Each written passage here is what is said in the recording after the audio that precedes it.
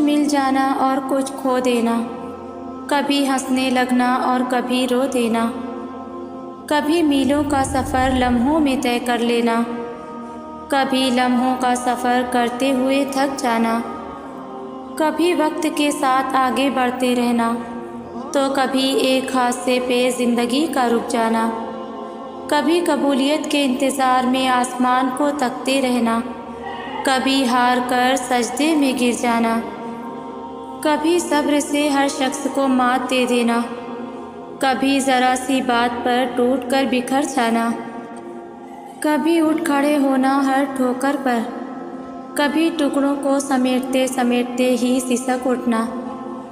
زندگی گر کر اٹھنے کا نام ہے، زندگی اللہ پر یقین کا نام ہے، زندگی معجزوں کا نام ہے، زندگی جسم و جان کی موت سے پہلے کی سانس کا نام ہے، زندگی مسکرانے کا نام ہے، زندگی معاف کر دینے کا نام ہے۔ بعض دفعہ ایسا بھی ہو جاتا ہے، انسان کسی چیز کی شدید خواہش رکھے ہوتا ہے، سالوں سے اسے مانگ رہا ہوتا ہے، سجدوں میں، قبولیت کے اوقات میں، تہجد میں، آنسوؤں میں، غرض ہر موقع پر وہ اپنے رب سے مانگتا ہے۔ شاید وہ رب سے جڑتا ہی اسی خواہش کی تکمیل کی خاطر ہے، مگر پھر ایسا ہوتا ہے اللہ اس کی آنکھوں کے سامنے اس کی خواہش کو کسی اور کے حق میں پورا کر دیتے ہیں۔ تب یہ انسان ٹوٹ کر گرتا ہے، اس رب کے آگے کرچھی کرچھی وجود لیے شکوے کرتا ہے رب سے کہ کیوں کیا تو نے ایسا، ناراض ہوتا ہے اپنے خالق سے کہ میں نے تو اتنا مانگا تھا تجھ سے، تو نے کسی اور کو دے دیا۔ مگر پھر کہیں اندر سے، بہت اندر سے اس کی سسکتی روح سے آواز آتی ہے، جس کے پیچھے تو بھاگ رہا تھا وہ تو تھا ہی سیراب۔ کیا تو اتنا خود غرض تھا کہ اپنے پیدا کرنے والے کے پاس صرف اسی خواہش کی تکمیل کی تمنا لیے جاتا تھا؟ تیرے سجدے جس کے لیے ہونے چاہیے تھے، اس میں بھی اپنی خواہش کو بت بنائے پوج رہا تھا۔ پھر تو ایسا ہی ہونا تھا، مگر اچھا ہوا تجھے سمجھ آئی کہ حقیقت کیا ہے، کس سے جڑنا ہے، کس کی خواہش رکھنی ہے، سجدے کس کے لیے خالص کرنے ہیں، آنسو کس کے لیے بہانے ہیں۔ اگر وہ رب تیری اس خواہش کو پورا کر دیتا تو جو سجدوں میں تڑپ کر مانگتا تھا وہ سجدے بھی چھوٹ جاتے، تو اللہ کو بھول جاتا۔ تیرا رب ایسا نہیں چاہتا تھا کہ تو اسے بھولے، اس لیے اس نے تیرا دل توڑا تاکہ تو مزید اس رب سے جڑ جائے اور وہ اس دل کو اپنی محبت کی تڑپ سے بھر دے۔ ہاں، بعض اوقات ایسا بھی ہوتا ہے، کچھ خواہشات کا پورا نہ ہونا ہی ہمارے حق میں بہتر ہوتا ہے۔ وقتی طور پر دل کا ٹوٹنا ہی تو اس رب سے جوڑتا ہے۔ کیوں گھبراتے ہو تنہائی سے، کیوں تنگ ہوتے ہو لوگوں کی باتوں سے، کیوں تکلیف میں رہتے ہو بدلے ہوئے رویوں کو دیکھ کر، مخلصی کے صلے کی امید کیوں رکھتے ہو کسی سے بھی، کیوں بھاگ رہے ہو نصیب کے پیچھے؟ اور اگر ان چیزوں کے پیچھے بھاگتے رہو گے جو تم سے بھاگتی ہیں تو سوائے تھکاوٹ کے کچھ حاصل نہیں ہوگا۔ خود کی اتنی عزت تو کرنا سیکھو کہ جہاں عزت نہ رہے وہاں سے اٹھ کر آ سکو۔ خود کی اتنی عزت تو کرو کہ جو تمہیں ٹھکرا دے اس کی طرف واپس پلٹ کر نہ جاؤ۔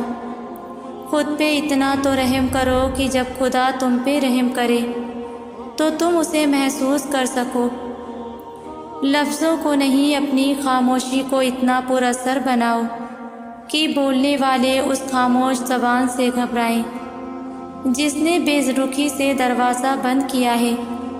خبردار جو اس دروازے کو دوبارہ کھٹکھٹاؤ۔ اور تم نہ تب اکیلے تھے جب تمہارے گرد ہزاروں کا ہجوم تھا، اور نہ تم اب اکیلے ہو۔ جب تمہارے پاس خود اپنی ذات بھی نہیں۔ یاد رکھو ساری کائنات بھی تم سے منہ پھیر لینا تو وہ تنہا خدا تمہیں کافی ہے، اور جب وہ کافی ہے تو پھر کون سا غم باقی ہے؟ مخلصی سے لے کر محبت تک کا صلہ بس وہی تو دیتا ہے۔ دنیا نہ تمہیں کچھ دے سکتی ہے اور نہ تم سے کچھ چھین سکتی ہے۔ یہ تکلیف عارضی ہے، یہ غم بس کچھ وقت کا حصہ ہے۔ تمہیں ابھی ایسا لگے گا کہ جیسے یہاں زندگی ختم ہو جائے گی، جیسے پھر کبھی مسکرا نہیں پاؤ گے، جیسے یہ غم عمر بھر روح کا حصہ رہے گا، مگر ایسا ہوتا نہیں۔ وقت کے ساتھ ساتھ بہت کچھ بدل جاتا ہے۔ ہاں، کچھ غم بھولتے نہیں ہیں، مگر وقت اور حالات ان غموں کے بدلے اتنی خوشیاں دے دیتے ہیں کہ انسان کو ماضی یاد تو آتا ہے مگر تکلیف نہیں ہوتی۔ یہی کائنات کی حقیقت ہے، یہی اللہ کی محبت ہے کہ وہ ہمارے حافظے میں پھر بس انہی چیزوں کو رکھتا ہے جن سے ہمیں تکلیف نہیں ملتی یا جن کو یاد کر کے ہم غم میں مبتلا نہیں ہوتے۔ پھر اللہ ہمیں اتنی طاقت دے دیتا ہے کہ ہم ان چیزوں کو چھوڑ سکیں جن سے ہمیں بس تکلیف ملتی ہے، جو سوائے قرب کے کچھ بھی نہیں۔ وہ خیالات سے واقف ہے، وہ چاہے تو ہر سسکتا خیال دل سے نکال دے اور وہ چاہے تو تمہیں اسی خیال میں پھنسا دے۔ اللہ تم سے بہت محبت کرتا ہے، وہ تمہیں ہر اس لمحے میں سنتا ہے جب تم خود بھی تمہاری آواز سنائی نہیں دیتی۔ تم اسے دیکھ نہیں سکتے مگر وہ تمہیں دیکھ سکتا ہے۔ وہ جانتا ہے تمہیں پریشانی ہے، وہ جانتا ہے تمہارے قرب کو، تو پھر تم اس کے سننے پہ شک کیوں کرتے ہو؟ کیوں دل میں یہ وسوسے لاتے ہو کہ اللہ تمہیں دیکھ نہیں رہا؟ جو چیز تمہیں اللہ کے سوا کوئی نہیں دے سکتا اسے انسان سے کیوں مانگتے ہو؟ جس یقین کا حقدار اللہ کے سوا کوئی نہیں، وہ یقین انسان پہ کیوں رکھتے ہو؟ جس محبت کا حقدار صرف اللہ ہے، وہ محبت انسان کو دے کر پھر نصیب سے شکوہ کیوں کرتے ہو؟ اللہ کو راضی رکھنا سیکھو، بس باقی سارے خود ہی پھر راضی ہو جاتے ہیں۔ کبھی اس کے علاوہ کسی سے کچھ مت مانگو اور نہ کسی سے کسی بھی چیز کی امید رکھو، پھر چاہے وہ ہمدردی ہو یا محبت۔ انسان بھیک میں بھی ذلت کے سوا کچھ نہیں دیتا، بادشاہ تو بس خدا ہی ہے، معجزوں کا بھی اور عطا کا بھی۔ کیا تم اس خیال میں پھنسے ہو کہ کیا اب بھی یقین رکھنا چاہیے یا پھر اللہ سے مانگنا چھوڑ دینا چاہیے؟ تو جان لو جب آزمائش کا زور بہت سخت ہو جائے تو جان لینا کہ یہ تمہاری تکلیف کا آخری مرحلہ ہے، کیونکہ معجزے ہونے سے پہلے سب کچھ اتنا ناممکن ہو جاتا ہے کہ اللہ پر یقین رکھنا بھی مشکل لگنے لگتا ہے۔ آسانی آنے سے پہلے چیزیں اتنی بگڑ جاتی ہیں کہ سب ختم ہوتا ہوا دکھائی دیتا ہے۔ تو اگر کبھی زندگی میں تم اس مقام پہ پہنچو جہاں لگے کہ اب مانگنا چھوڑ دینا چاہیے، تو یاد رکھنا کہ وہی مقام اللہ نے اپنے کن کے لیے چن رکھا ہے۔ یہی وہ مقام ہے جہاں اللہ نے تمہارے نصیب کا آخری فیصلہ کرنا ہے، اور یہی وہ مقام ہے جہاں تمہیں دعا کرنی ہے، بہت ساری دعا، اور ہر خوف کو بھلا کر اللہ پر توکل کرنا ہے۔ حالات کتنے ہی خراب کیوں نہ ہو جائیں، تمہیں اللہ کی قدرتوں کا انتظار کرنا ہے، کیونکہ اللہ کی قدرتیں ہی تم تک تمہاری منچاہی چیز لا سکتی ہے۔ تمہاری دعائیں ہی تمہارا مقدر ہیں، اور تمہارے خیالات اس مقدر کی حقیقت ہیں۔ تم جب جب اللہ کے روبرو دعا کے لیے ہاتھ اٹھاتے ہو تب تب اللہ تمہارا مقدر تمہاری رضا کے مطابق بدلتا ہے۔ اور سچ یہی ہے کہ زندگی میں تمہیں وہی ملتا ہے جس کے لیے تم کوشش کرتے ہو، اور تم وہی پاتے ہو جس پر تم صبر کرتے ہو، کیونکہ اللہ اس جھولی کو کبھی خالی نہیں رکھتا جو صرف اس کے سامنے پھیلائی جاتی ہے۔ بس مسئلہ یہ ہے کہ تم ذرا سا انتظار کرتے ہو اور تھک جاتے ہو، پھر خود سے ہی گمان کر بیٹھتے ہو کہ دعائیں قبول نہیں ہوتی، یا اب بہت دیر ہو گئی ہے اور اب کچھ بدل نہیں سکتا، حالانکہ وہ رب تو اپنے کاموں میں دیر سویر ہونے ہی نہیں دیتا۔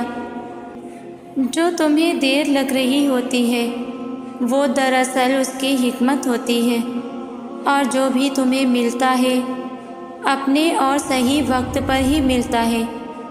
تو پھر ڈر کے ان وسوسوں کو کبھی جیتنے مت دینا، ذرا سی تاخیر پر مایوس مت ہو جانا، حالات کتنے ہی کیوں نہ مشکل ہو جائیں، تم دعا کرنا کبھی مت چھوڑنا، کیونکہ اس کا ایک کون تمہارا صدیوں کا کام لمحوں میں کر سکتا ہے، اور جو دعا کا خیال تمہارے دل میں لا سکتا ہے وہ اس خیال کو تمہارا مقدر بنانے پر بھی قادر ہے۔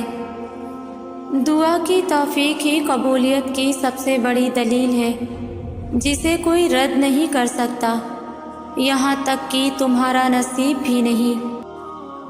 اور پھر حد مسافت میں اللہ تمہیں تمہاری منچاہی چیز سے نواز کر تمہیں بتا دیتا ہے کہ تمہارا رب کہانیاں پل بھر میں بدلنے پر قادر ہے، اور تم جہاں اپنے ممکن کو ناممکن سمجھ کر ہاتھوں پہ ہاتھ دھرے ہمت ہار کر بیٹھ جاتے ہو، اللہ اسی نازک مرحلے میں تمہیں تمہارے ناممکن کو ممکن کر کے دکھاتا ہے، اور تب وہ تمہیں اپنے ایک معجزے ناممکن سے ممکن کو متعارف کروا دیتا ہے۔ تم نہیں جانتے کہ اللہ نے تمہارے لیے کیا کچھ سوچ رکھا ہے، تم نہیں جانتے کہ اللہ نے تم تک تمہاری چاہت پہنچانے کے کتنے انتظامات کر رکھے ہیں، تم نہیں جانتے کہ اس دیری کے بعد تمہاری ہر اس دعا کی قبولیت ہے جو تم مانگا کرتے تھے، تم نہیں جانتے جس کی ایک تجلی سے کوہ طور راکھ ہو جائے، اس کا ایک حکم کیا سے کیا کر سکتا ہے، تم نہیں جانتے کہ تمہارے خوابوں کو پورا کرنے کے لیے اس نے کیسی کیسی تدبیریں بنا رکھی ہیں، تم نہیں جانتے کہ تمہیں توڑنے میں ہی اس نے جوڑنے والے سبھی راز چھپا رکھے ہیں، تم نہیں جانتے کہ اس نے اختتام میں ہی تمہاری رضا کو ہی تمہارا مقدر لکھ رکھا ہے، اور تمام در بند نظر آنے کے باوجود بھی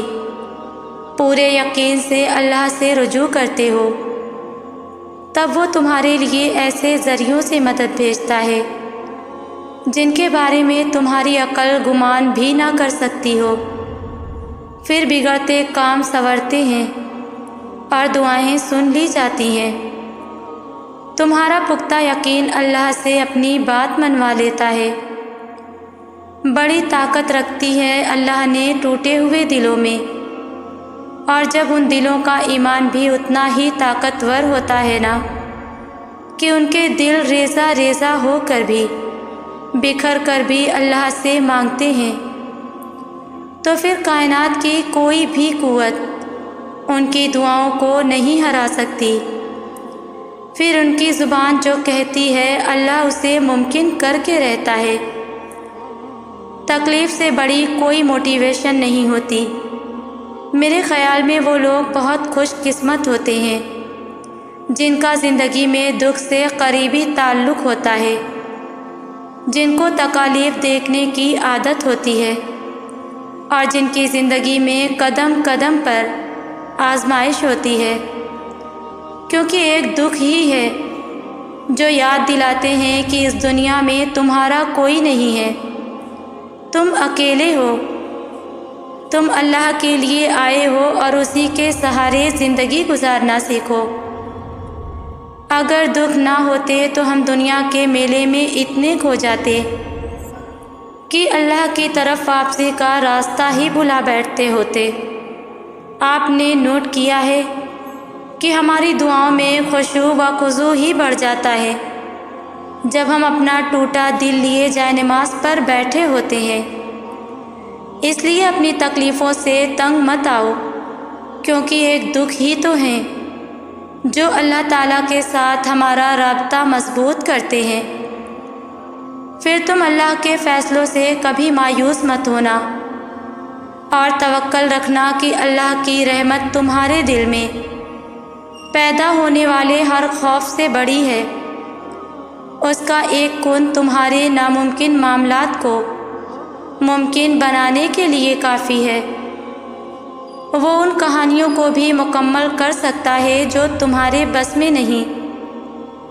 جو چیز جتنی ناممکن ہوتی ہے وہ اتنی ہی ممکن بھی ہوتی ہے، لیکن کون جانے ہم ذرا سی دیر دیکھ لیں تو انکار سمجھ لیتے ہیں۔